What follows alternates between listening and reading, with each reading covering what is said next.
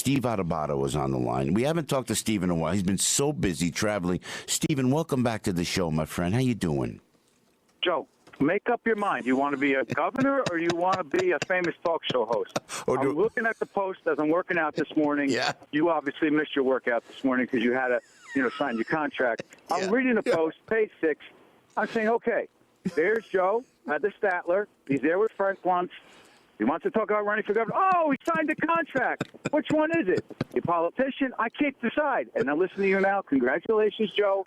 I made the call to Jerry. I don't want to take the credit. The deal is done. Hey. Now you can't get out. Now you can't leave. They got me because they couldn't get you, Steve. You're too busy, so they said, oh, Joe here, huh? Well, I love the line. All I'm going to say is this. What? I heard the station didn't pay that much, but when you said, or they said, because the Post I trust, that they were paying you a lot more than the $175,000 that the governor's ship pays, I thought things are doing well. Yeah, everything's good at the station. I thought, thank God. What did Bruce Springsteen said? Believe none of what you see and less of what you hear. Yeah, so you never know. It's a labor of love. It's a labor of love. Steve, did you get incensed by the misforecast? Because a lot of us, like yourself, I know you're always traveling out to do a personal appearance or a guest speaking engagement. Go ahead. I got mixed feelings about this. We were scheduled to tape 3 straight days one-on-one. And by the way, how the worlds collide. We had a guy by the name of John Alate. Does that name ring a bell to you, Frank Morano? John Alate? Oh, yeah. Yeah, no, I'm very familiar with him. Not one of my favorites. Yeah, I know, because I was listening to your interview with John Gotti. So he wrote the book with George Anastasia about Gotti, and I had to do my research and listen to Morano interview Gotti. Why is that relevant? Because we had to change our taping from Wednesday to Friday because the blizzard was coming. Oh, now, my gosh. We had changed 30 guests. All I'm saying is better safe than there be a problem, and God forbid something happen on the road. So while people are criticizing Governor Christie, Governor Cuomo, who may have to make those decisions, you make the decisions, Joe and Al and Frank, based on the information you have. And God forbid it goes the other way. Yep. And you say, let me roll the dice. Yeah. If something happens on the road, that's on you. So as far as I'm concerned, we caught a break. You know what, Steve? I couldn't agree more. And you know who got the jump? And we were on the air early, and we're saying, what happened? What snowstorm? No. I tweeted there was more snow in Lydia's snow globe. I saw your tweet. And it was great. And I appreciate your response on that, Stephen. But Governor Christie was the first one to tweet out immediately. Al got on it, and he says, "Oh, Governor said this was open," and he told us what was open, and that was so appreciated because those of us who have to work, appreciate it. But and Governor Cuomo was only a couple hours after that. But you got to give Christie's great in a crisis, Steve Adubato. He really is. He is, because unfortunately there have been a few crises that we've had that he's had to deal with, and he's learned over time. And I hope that Governor Cuomo finally made the call to de Blasio to let him know that he opened up the road. I know that took a little time to make the call, but I digress. I'm sorry. But more to the point, listen, you got to make the calls, again, based on the information you had. And then once it was clear that the storm wasn't as bad, Christie opened up the roads. But say you open up the roads and say, you know what? I don't think it's going to be that bad. I think Al Roker and some of those guys, I don't think they're right. All of a sudden, you got people on the roads. Things go bad, and it's as bad as they say, if not worse. Yeah. Who's responsible? Then people are saying, how could you have people on the road like that? Yeah. I say, listen, I know there's economics involved. Believe me, we lost money. It was inconvenience to our people. We're paying more for the studio. You want to know what? To me, you pay a little more. It's bad at the airports. Trust me, I understand that. But what price do you put on human life? That's the way I look at it. Yeah, I think it was. Hey, Steve, we love, great on the Today Show. You're unbelievable, man. I'm sorry. That's right. I'm sorry. Thank you for plugging the Today Show. I know that you're a Fox guy. I was on there the week before, but I don't want to plug too much. That's okay. Hey, who's counting?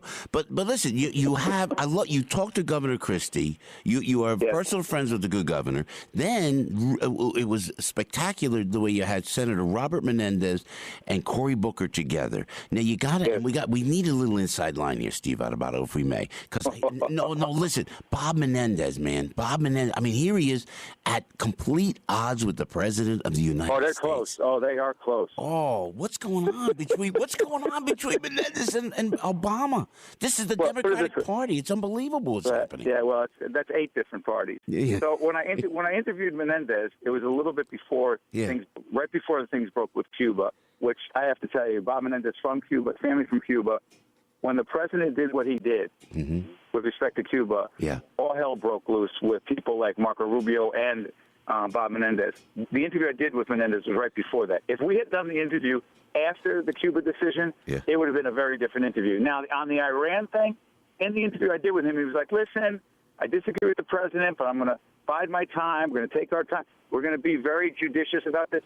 Oh, my God. After that, he's like, look, you see the quote? He said, the White House looks like they're putting out a press release from Tehran. Yeah. I thought to myself, I think he wishes he hadn't said that. Now the White House has backed them off, clearly. And I got to tell you, it is embarrassing for the White House to have the ranking Democrat, the former chair of the Senate Foreign Relations Committee at odds. It is because he knows more. Menendez knows a hell of a lot more about Iran than Barack Obama or anyone in the White House. True. And he believes, along with some of the Republicans and some Democrats, that we're being too soft with them. I think Menendez is right, but you got to negotiate as one country, because if it looks like we're like split, it's hard to negotiate, Joe. And I'll tell you what, we're doing it in public. We're putting our laundry out there in public.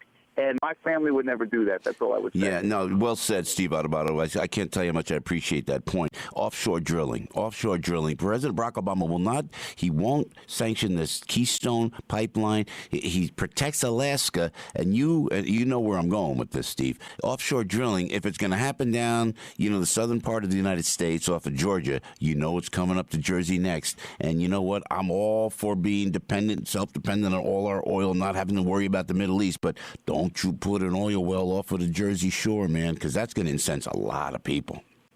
No, and I got to tell you, Joe, I don't like how people are somewhat cavalier about the environmental impacts. And listen, I want to protect the environment, but I don't want to say an environmental nut, because I respect people who are environmentalists in a hardcore way. But I also respect economics. I respect the fact that we have to try to produce our own oil and not be so dependent upon some of those whack jobs over in the Middle East who put us over the barrel, metaphorically and otherwise. But I got to tell you something. I want some questions answered about those environmental impacts. And because we're building a house at the Jersey Shore, we live at the Jersey Shore a good part of the year. I'm selfish. I want to forget about my investment. I'm talking about the Jersey Shore and what that means to the people who live there, who thrive there. Yeah. I got to tell you, I think a lot of questions need to be answered before we go all in. That's my opinion. That's so true. And I got Steve. Stay with us for a second, because I got to ask you: if Governor Christie goes in, and I'm telling you, he's the only guy out there, in my opinion, Steve, that is resonating as in 2016, because he speaks. Don't count this guy out. I'm telling you. But does he? If I may, let's say somebody, just to pick a name like Jeb Bush. But if Jeb Bush gets in, does Christie take the Attorney General position? Would he ever do anything? And he's not going to take vice president, but maybe the Attorney General would be attractive to this guy? My opinion, yes, since he hasn't consulted me personally on this. Not today, anyway. Yeah. Let's just say this. Governor Christie is not he said this a couple of times to me personally and on the air. I'm not a number 2. Yeah. And you would say, well, being the Attorney General's not a number 2. Let's just say this. I've watched Eric Holder conduct himself, and he's number 2 to Barack Obama. And what I mean by that is this.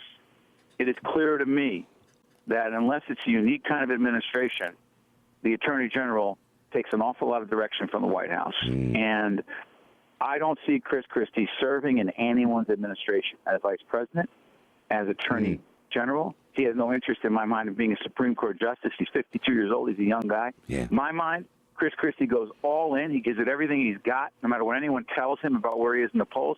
If it doesn't work out, I don't think we'll be holding a fundraiser for Chris Christie in terms of having to feed his family. Let's just say that. Yeah. Hey, Steve, too, before we let you go, Patriots, man, that whole Deflategate. I mean. Listen, I'm not personal friends with Tom Brady or Bill Belichick. They don't know who I am, but I trashed those guys, and I piled on them Today's show, and I'll tell you why. Yeah. I don't know what happened with the footballs, but I do know this. Yeah. When you're the quarterback and you're the coach and you hold a press conference, say, I know nothing, I see nothing, I had. I'm like, what are they, mob guys testifying before the Key Farmer Commission? What are they, Joey Five Fingers? Are you kidding me? Was it Frank Costello? Are you insane? And I know those guys are laughing because they know what I'm talking about. That's right. That's so true. I refuse to answer. I What is know it, nothing. Marshawn Lynch? Yeah, I mean, yeah. give me a break. I said All I know is this. Vito Corleone this, Vito Corleone that. Corleone Yeah, that. sure. Yeah, sure. And all of a sudden, his brother came in from Sicily. He had nothing to say. So and I'm sorry for these obscure references from The Godfather, but here's my point. My point is this. Yes. You do not hold a press conference, whether you did anything or not, and I don't know what happened, but people killed me on social media for saying I was accusing them of doing it. No, what I accused them of is not being leaders, and Tom Brady getting up there and saying, all I know is I check the balls, they give me the balls, I throw the balls, and that's it. I'm terrific. No, you don't, Tom. You field the balls, you squeeze the balls, you massage the balls, all right. And if the balls don't feel right, all right, you ask questions about the balls. You know you do. Steve Adubato on the line. Steve, we love you, man. You got to come hang with us one of these days. I know you're so busy, but let's indeed take some time. And even if you and I have to bring the Barbie dream houses with us, we'll just go hang out. My daughter, my Olivia, yours. Listen, now that you signed a contract, you got more cash. Yeah. We're going to Del Frisco. Jerry made a deal with you. You got cash. Yeah. That means you got cash. I got cash. All right. Hey, cash. We got cash. Steve, we love you. Thank you, Steve Adubato.